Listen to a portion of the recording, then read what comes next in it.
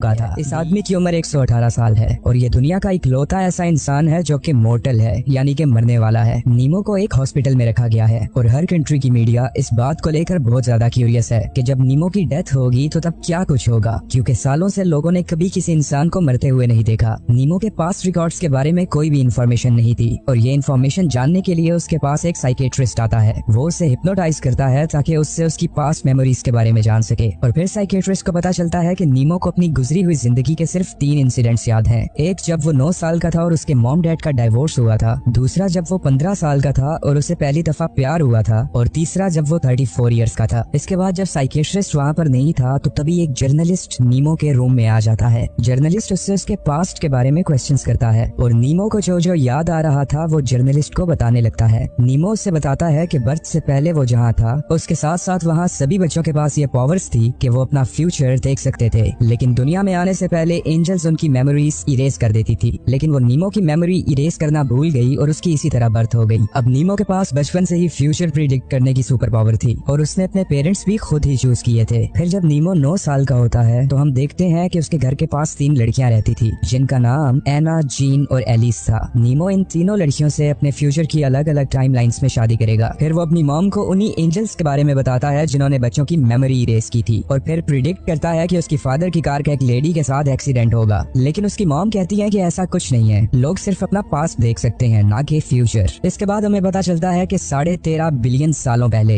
Universe explode हुई और तेजी से एक्सपैंड होने लगी और बिग बैंग के बाद 3 स्पेशियल और 1 टेम्पोरल डायमेंशंस बनी। स्पेशल डायमेंशन ने हमें अलाउ किया कि हम उसमें फ्रीली ट्रैवल कर सकें, लेकिन टेम्पोरल डायमेंशन ये फ्रीडम ऑफर नहीं करती और टाइम के एक ही डायरेक्शन में चलने की वजह से हम अपना पास्ट तो देख सकते हैं लेकिन फ्यूचर नहीं। लेकिन नीमो तो अपना फ्यूचर देख सकता था, मतलब कि टाइम रिवर्स भी हो सकता है। फिर एक दिन नीमो अपनी मॉम को जंगल में जाते हुए देखता है। वो उन्हें फॉलो करता है और उसे पता चलता है कि उसकी मॉम उसके डैड को चीट कर रही है। इस वजह से उसके मॉम डैड में काफी ज्यादा लड़ाई होती है और बात डिवोर्स तक जा पहुंचती है। अब नीमो अपने मॉम डैड के साथ ट्रेन स्टेशन पे खड़ा था और उसे चूज करना था कि उसे दोनों में से किस पेरेंट के साथ अपनी लाइफ स्पेंड करनी है। अब यहाँ खड़े खड़े नीमो अपना फ्यूचर देखना स्टार्ट करता है। पहले वो ये देखता है कि वो अगर अपनी मॉम को चूज करेगा तो उसका फ्यूचर कैसा होगा। वो अपनी मॉम के साथ ट्रेन पे बैठ के कनाडा चला जाता है और वो वक्त के साथ साथ एक रिबेलियस बच्चा बनता जा रहा था, क्योंकि वो अपनी मॉम के बॉयफ्रेंड को बिल्कुल भी पसंद नहीं करता था। दूसरी तरफ हम नीमो का वो फ्यूचर देखते हैं जिसमें वो अपने डैड के साथ रहता है। कुछ ही टाइम बाद उसके डैड का एक्सीडेंट होता है और वो डिसेबल हो जाते हैं। फिर मॉम वाले फ्यूचर में वो देखता है कि उसकी एज 15 साल हो गई है और स्कूल में एक एना नामी लड़की को देखते ही पहली नजर में नीमो को उससे प्यार हो जाता है। फिर बीच पे एक दिन एना उसके पास आती है और उसे कहती है कि क्या तुम मेरे और मेरे फ्रेंड्स के साथ स्विम करना पसंद करोगे। नीमो उससे कहता है कि मैं इडियट्स के साथ स्विम नहीं करता। अब एना गुस्सा होकर वहाँ से चली जाती है और नीमो से बात करना भी छोड़ देती है। इसी तरह 20 साल गुजर जाते हैं और फिर नीमो की एक दिन एना से मुलाकात होती है। एना के अब 2 बच्चे भी थे, लेकिन बचपन की उस बात की वजह से उनका ये मीटअप काफी छोटा सा था। फिर नीमो को इस बात का रिग्रेट होता है कि उसे बचपन में एना को वो सब नहीं कहना चाहिए था और अपनी इस मिस्टेक को सुधारने के लिए वो अपनी मेमोरी रिविजिट करता है और बात वहीं बीच पर पहुंच जाती है। इस बार जब एना उससे स्विमिंग के लिए पूछती है तो नीमो से पोलाइटली आंसर करके कहता है कि मुझे स्विमिंग नहीं आती और फिर वक्त के साथ साथ उन दोनों की दोस्ती बढ़ने लगती है। फिर जब नीमो की मॉम का बॉयफ्रेंड उनके घर में शिफ्ट होता है तो तब उसे पता चलता है कि एना उसकी मॉम के बॉयफ्रेंड की बेटी है। अब वो दोनों साथ साथ एक ही घर में रहने लगे थे, जिस वजह से उन दोनों को प्यार हो जाता है। रात में नीमो चुपके से एना के रूम में आ जाया करता था, लेकिन थोड़े ही टाइम में उन दोनों के पेरेंट्स को पता चल जाता है कि उन दोनों का अफेयर चल रहा है। अब उन दोनों को इस चीज से रोकने के लिए वो डिसाइड करते हैं कि हमें अलग हो जाना चाहिए। जब नीमो और एना को ये बात पता चलती है तो वो काफी ज्यादा परेशान हो जाते हैं। नीमो एना से प्रॉमिस करता है कि हर संडे वो उसका लाइट हाउस पे वेट किया करेगा, लेकिन एना अपने फादर के साथ न्यूयॉर्क शिफ्ट हो जाती है और नीमो बहुत अरसे तक उसका लाइट हाउस पे वेट किया करता था, लेकिन एना वहाँ नहीं आती थी। एना उसे लेटर्स सेंड किया करती थी जो कि नीमो तक नहीं पहुँचते थे, क्योंकि उसकी मॉम उन लेटर्स को फाड़ दिया करती थी और इस वजह से नीमो की अपनी मॉम के साथ दूरी बनने लगी थी। इसी तरह 20 साल गुजर जाते हैं। नीमो अभी भी एना को बहुत ज्यादा मिस किया करता था और वो पूल क्लीनिंग की जॉब करने लगता है, इस उम्मीद से कि शायद किसी दिन एना उसे मिल जाए, क्योंकि एना को स्विमिंग पसंद थी। और फिर फाइनली वो दोनों एक ट्रेन स्टेशन पे मिल जाते हैं। इतने अरसे बाद मिलने की वजह से वो काफी इमोशनल हो जाते हैं। फिर एना उसे बताती है कि नीमो, तुम्हारे अलावा मुझे आज तक किसी से भी प्यार नहीं हुआ। तुम मुझसे दूर थे तो जैसे मेरे पास मेरा कुछ भी नहीं था और बस मैं कहने को ही जिंदा थी और हमेशा मुझे ये इंतजार होता था कि किसी दिन तो मैं तुमसे मिलूंगी, लेकिन अब इतने साल गुजर जाने के बाद मुझे प्यार से डर लगने लगा है, इसलिए मुझे सबसे यूज्ड टू होने के लिए थोड़ा टाइम चाहिए होगा। वो उसे अपना नंबर देती है और 2 दिन में कॉल करने के लिए कहती है। अब उसके जाते ही आसमान से एक वाटर ड्रॉप गिरता है जिससे एना का नंबर मिट जाता है है। अब नीमो रोज रोज लाइट हाउस पे उसका फिर से वेट करने लगता है, पर एना वहाँ नहीं आती। फिर हम एक ऑल्टरनेट टाइमलाइन में देखते हैं कि एना और नीमो की शादी हो गई है और उनके बच्चे भी हैं। नीमो एज अ होस्ट एक टीवी शो पे काम करता है जहाँ वो डिफरेंट साइंटिफिक फेनोमेनाज एक्सप्लेन किया करता था। फिर एक शाम ड्राइव करते हुए नीमो का एक्सीडेंट होता है और उसकी कार एक लेक में गिर जाती है, जिस वजह से नीमो की डेथ हो जाती है। फिर हम एक और ऑल्टरनेट टाइमलाइन में देखते हैं कि नीमो उसी टीवी शो पे काम करता है, लेकिन इस बार उसकी एना से शादी नहीं होती और नीमो की जगह उसके असिस्टेंट का एक्सीडेंट होता है। वो उसके फ्यूनरल पे एना से मिलता है और फिर हमें पता चलता है कि इस बार एना उसके असिस्टेंट की वाइफ थी। अब इन सभी लाइफ पाथ्स की एंडिंग हैप्पी ना होने की वजह से फिर वो सोचता है कि उसे अपने फादर के साथ रहना चाहिए था। अब वो अपनी लाइफ अपने फादर के साथ इमेजिन करना शुरू करता है। उसके फादर का एक्सीडेंट होता है और वो डिसेबल हो जाते हैं। नीमो एक लोकल शॉप पे काम करने के साथ साथ अपने फादर का भी ख्याल रखा करता था और फ्री टाइम में साइंस फिक्शन स्टोरीज लिखा करता था, जैसे कि वो अगर मार्स पे जाए तो क्या कुछ हो। फिर एक दिन स्कूल पार्टी पे नीमो एलिस से मिलता है। उसे देखते ही उसके दिल में उसके लिए फीलिंग्स आने लगती हैं, लेकिन जब एलिस उससे बात करने के लिए आती है तो नीमो उसके सामने कुछ बोल ही नहीं पाता और अपनी फीलिंग्स बताने की बजाय अपनी मार्स वाली स्टोरी बताने लगता है। अब एलिस उसकी इन बातों पे हंसते हुए कहती है कि जब मैं मर जाऊंगी तो तुम मेरी एशेस को मार्स पे ले जाना। फिर कुछ दिन बाद वो अपनी फीलिंग्स एलिस को बताने के लिए उसके घर जाता है, लेकिन वहाँ एलिस के साथ उसका एक्स बॉयफ्रेंड स्टीफेनो भी था। अब उसे किसी और लड़के के साथ देखकर वो गुस्सा हो जाता है और तेजी से अपनी बाइक चलाने लगता है, जिसकी वजह से उसका एक्सीडेंट होता है और वो ऐसी स्टेट में चला जाता है कि वो महसूस तो सब कुछ कर सकता था और सुन भी सकता था, लेकिन वो बोलने के साथ साथ अपनी बॉडी भी मूव नहीं कर पाता था। वो वहाँ महसूस करता है कि उसके पेरेंट्स का रीयूनियन हो गया है और फिर जब वो ये याद करता है कि वो कैसे टाइपराइटर पे अपनी फिंगर्स चलाता था तो उसकी फिंगर मूव होने लगती है। लेकिन इस स्टोरी की भी कुछ खास एंडिंग नहीं थी, इस वजह से वो अपना पास्ट रिविजिट करता है। इस बार वो एलिस को अपने एक्स के साथ देखकर गुस्सा नहीं होता और जैसे ही स्टीफेनो वहाँ से जाता है तो नीमो एलिस के पास जाकर उसे अपनी फीलिंग्स के बारे में बताता है। अब एलिस उसे रोते हुए कहती है कि वो स्टीफेनो से बहुत प्यार करती है, लेकिन वो उसे प्यार नहीं करता। अब एलिस के दिल में उसके लिए फीलिंग्स नहीं थी तो इस वजह से वो नीमो का प्रपोजल रिजेक्ट कर देती है। अब नीमो का दिल एक दफा फिर से टूट चुका था और फिर वो सोचता है कि स्कूल प्रॉम पे जो लड़की उसके साथ डांस करेगी वो उसी से शादी करेगा और फिर प्रॉम पे वो जीन से मिलता है और वो उसके साथ डांस करती है। इसी तरह कुछ साल गुजर जाते हैं और हम देखते हैं कि नीमो की जीन के साथ शादी हो चुकी है, उसके 2 बच्चे भी हैं और वो काफी ज्यादा अमीर है, लेकिन वो अभी भी अपनी इस लाइफ से खुश नहीं था और वो अपनी लाइफ के सारे डिसीजंस को आइन उछाल कर लिया करता था और फिर वो एक दिन अपनी फैमिली को छोड़ने का डिसीजन लेता है। अब एयरपोर्ट पहुंचकर वो एक और पैसेंजर डैनियल जोन्स की तरह बिहेव करने लगता है और फिर उसी आदमी के साथ जो डैनियल जोन्स को रिसीव करने आया था एक होटल में चला जाता है, लेकिन जोन्स की जान को खतरा था और होटल में एक हिटमैन आकर नीमो को जोन्स समझ के मार देता है। अब नीमो एक दफा फिर से अपना पास्ट रिविजिट करता है और एलिस को कहता है कि एटलीस्ट तुम्हें मुझे एक चांस तो देना चाहिए। इस बार एलिस मान जाती है। इसी तरह कुछ साल गुजर जाते हैं और उन दोनों की शादी हो जाती है। अब इस फ्यूचर की एक टाइमलाइन में एलिस कार ब्लास्ट की वजह से मर जाती है और जैसा कि उसने नीमो को कहा था, नीमो उसकी एशेस को मार्स पे ले जाता है और फिर अर्थ पे वापस आते हुए उसको स्पेस क्राफ्ट में एना मिलती है, लेकिन तभी उनकी स्पेसशिप मेटेरॉइड से टकराने की वजह से ब्लास्ट हो जाती है। फिर हम एक और टाइमलाइन में देखते हैं कि नीमो और एलिस की शादी हो चुकी है और उनके 3 बच्चे हैं, लेकिन एलिस को क्रोनिक डिप्रेशन और हेजिटेरिया नामी बीमारी थी। वो स्टीफेनो को बहुत ज्यादा मिस किया करती थी और इसी वजह से वो एक दिन नीमो को छोड़कर चली जाती है। अब इसी तरह नीमो और बहुत से लाइफ पाथ्स इमेजिन करता है और फिर अचानक वो एक ऐसी दुनिया में जागता है जो कि एक मूवी सेट की तरह लग रही थी। फिर नीमो को शहर में बहुत से क्लूज मिलते हैं और आखिरकार वो एक घर में पहुंचता है जहां एक डीवीडी प्लेयर पड़ा था और एक टीवी स्क्रीन भी थी। फिर वो उस टीवी स्क्रीन पे उसी 118 साल के ओल्ड नीमो को देखता है और वो नीमो इस नीमो से बातें करने लगता है। वो उसे कहता है कि जो जिंदगी तुम जी रहे हो वो मेरा पास्ट है। फिर वो उसे कहता है कि तुम इस दुनिया में एग्जिस्ट ही नहीं करते हो क्योंकि इस यूनिवर्स में नीमो नोबडी पैदा ही नहीं हुआ